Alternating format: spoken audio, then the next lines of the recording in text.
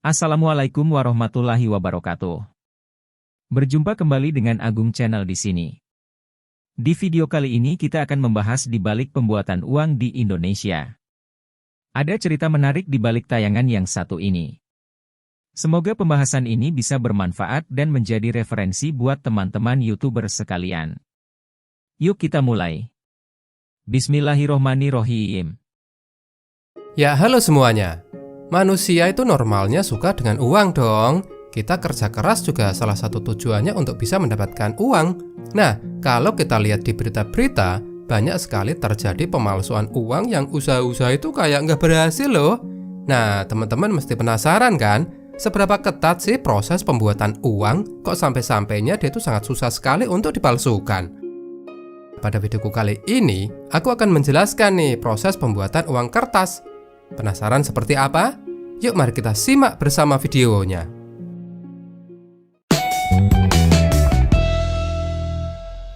Yang pertama tentu adalah tempat produksi. Lokasinya dijaga sangat ketat dengan pengamanan yang ekstra. Nggak main-main ini. Saking ketatnya, tidak sembarangan orang itu diizinkan untuk masuk. Yang kedua, pembuatan kertas. Proses dimulai dengan membuat kertas. Yang tentu kertasnya itu kertas khusus ya. Bukan kertas yang biasa dipakai di kantor-kantor buat ngeprint itu loh, bukan. Uang kertas euro dibuat dengan serat kapas murni yang membuat kertasnya itu jadi seperti garing, renyah, ya gitulah. Teman-teman kalau pegang uang kertas baru pasti ngerti deh yang tak maksud. Karena hal yang sama itu juga terjadi pada uang rupiah, kertasnya juga seperti itu. Nah, kertas itu selain permukaannya yang garing-garing gimana tadi, kertas itu juga mesti enak dipegang tapi susah untuk sobek. Kadang teman-teman pernah pegang kan kertas yang kuat susah sobek, tapi kalau dipegang itu kayak nggak enak gitu kan. Nah, kalau kertas untuk uang itu mesti yang enak dipegang dan susah untuk robek.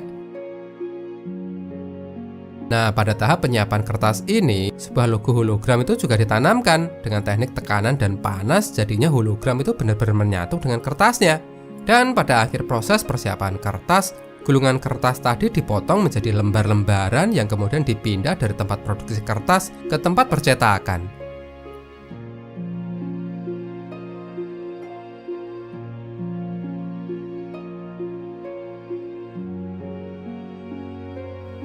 Yang ketiga, tahap percetakan. Nah, kalau biasanya saat kita mencetak sebuah gambar pada kertas itu kan hanya satu kali proses saja ya teman-teman ya. Membuat uang itu berbeda. Itu prosesnya sampai 4 kali. Yang pertama disebut offset printing. Di sini beberapa warna akan dicetak pada dua sisi uang kertas dan prosesnya itu dilakukan secara cepat dan berkelanjutan. Meskipun begitu, dengan dukungan mesin yang canggih, hasil cetaknya itu memiliki keakuratan yang tinggi teman-teman. Tidak meleset, tidak melenceng, benar-benar rapi, sejajar, sempurna. Yang kedua adalah cetak sablon. Tinta yang digunakan itu juga sangat khusus dan mengandung pigmen yang khusus, sehingga bisa menimbulkan kesan berkilau, membuat angka di uang itu bisa berganti warna dari hijau ke biru saat uang itu dimiringkan. Angka pada uang itu juga bisa menampilkan efek seperti naik turun. Wih, sangat keren sekali ya. Yang ketiga adalah intaglio printing, yang adalah teknik cetak dengan prinsip penggorisan gambar ke atas permukaan kertas. Nah, dalam proses ini, tinta dicetak pada kertas dengan tekanan yang tinggi.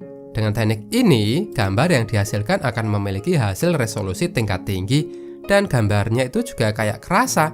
Kalau diraba itu kayak ada gerjel-gerjelnya gitu loh. Teman-teman pasti tahulah perasaan itu kalau ngeraba uang baru. Yang keempat adalah letterpress printing, yang adalah cetak angka pada uang. Nah, caranya itu tentu tidak dengan di-print ya teman-teman, tetapi dengan di-press. Jadi ada alat khusus yang menghasilkan nomor seri pada uang kertas, yang tentunya nomornya berbeda ya setiap lembarnya. Nah, angka-angka ini itu nggak sekedar angka saja loh teman-teman, tapi juga bisa mengindikasikan lokasi cetak. Seperti contoh uang ini, yaitu dicetak di Italia. Ya, sebagai informasi ya, uang kertas euro itu dibuat di beberapa tempat di Eropa loh. Lanjut ke proses selanjutnya, yang adalah quality control. Nah, lembar uang yang sudah selesai tadi kemudian dicek kualitasnya, baik oleh mesin dan juga oleh manusia. Proses pengecekan itu dilakukan dengan mengambil salah satu lembar secara acak, yang lalu kertas uang itu akan diteliti apakah hasilnya sudah sesuai. Proses ini dilakukan secara detail ya. Nah, untuk pengecekan uang itu sendiri tidak hanya sekedar detailnya saja ya teman-teman, tetapi juga memperhatikan unsur ketahanan yang dites menggunakan alat khusus, seperti tahan terhadap gesekan, tahan terhadap setrika,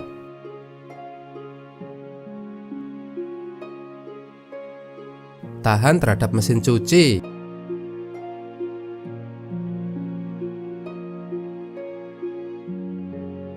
uang juga dites ketahanannya terhadap zat kimia tertentu. Uang juga dites dengan cara dilecek-lecek untuk mengetahui apakah tetap baik-baik saja ketika dibuka lagi. Dites juga ketahanannya terhadap suhu yang dingin, termasuk juga ketahanan ketika terpapar sinar matahari dalam waktu yang lama. Uang juga dites dalam suhu panas yang ekstrim.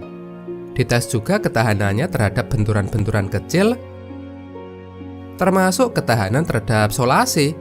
Karena tintanya bagus ya nggak bakalan luntur. Kalau semuanya sudah oke, lalu lanjut ke proses selanjutnya, yaitu pemotongan dan pengemasan. Nah, ini adalah proses yang sangat satisfying sekali ya teman-teman, dan juga sangat menggiurkan. Karena pada tahap ini, lembar-lembar uang tadi itu akan dipotong-potong dengan presisi tingkat tinggi menjadi lembar-lembar uang satuan. Nah, kemudian uang-uang tadi ditumpuk dan sekali lagi uang tadi akan dicek kualitasnya menggunakan mesin khusus. Hal ini dilakukan untuk memastikan bahwa semua uang berbentuk sama. Uang-uang kertas lalu dicek lagi sebelum dibungkus menggunakan plastik yang lalu dimasukkan ke dalam kardus. Wih, kardus berisi uang loh, sangat menggoda sekali ya. Lalu kardus yang sudah berisi uang tadi disimpan di brankas yang tebal dengan pengaman yang tentunya sangat tinggi. Dan setelah tiba saatnya, uang itu akan didistribusikan lewat darat, laut maupun udara dan siap untuk diedarkan.